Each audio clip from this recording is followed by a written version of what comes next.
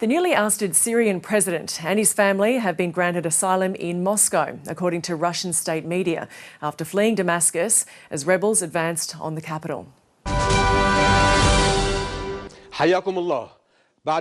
After 50 years of injustice and 13 years of crime, tyranny and displacement, and after a prolonged struggle in the face of all facets of the occupiers' forces, the operations unit of the military leadership announced today the end of this dark era and the beginning of a new era for Syria.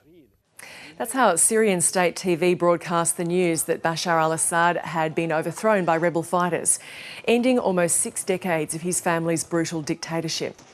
Crowds have been celebrating on the streets as they gathered to mark a major turning point for the nation, which has been gripped by civil war since 2011. The rebel fighters marched into the capital virtually unchallenged.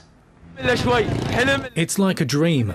I need someone to wake me up. What great joy for the people. There is love, as if they were waiting for us for a long time to liberate them from this dirt of a regime. This is the happiest day of my life. We were reborn. The former residence of Bashar al-Assad has been raided, with people taking furniture and art from the luxury presidential palace. Others took the opportunity to pose for photos. Bashar al-Assad was in power for 24 years after taking over from his father. The autocratic leader fled to Moscow after reported negotiations with rebel fighters, giving instructions to transfer power peacefully.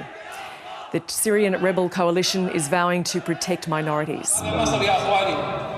This victory, my brothers, is a new chapter in the history of the entire Islamic nation. It is a turning point for the region. How many dangers have we avoided? Assad handed Syria over to Iranian ambitions, spreading sectarianism and corruption throughout the country. The former al-Qaeda affiliate militant group known as Hayat Tahrir al-Sham, or HTS, led the rebels' rapid advance.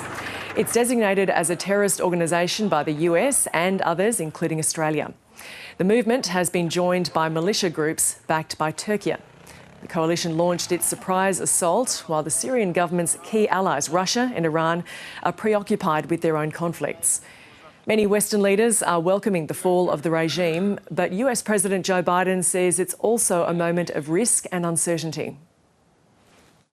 As we all turn to the question of what comes next, the United States will work with our partners and the stakeholders in Syria to help them seize an opportunity to manage the risks. For years, the main backers of Assad have been Iran, Hezbollah, and Russia. But over the last week, their support collapsed, all three of them, because all three of them are far weaker today than they were when I took office. The collapse of the Syrian regime also brought celebrations elsewhere. More than 14 million Syrians have been displaced by the war. About 5.5 million fled across the border, sparking a refugee crisis in neighbouring countries. Many hope one day to return.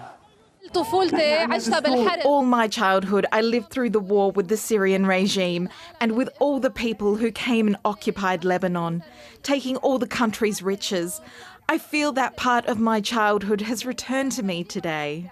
We can't even believe it because it was a dream, really a dream. We've been waiting for a very long time. 60 years of humiliation, of dictatorship. We're free and we can't believe it.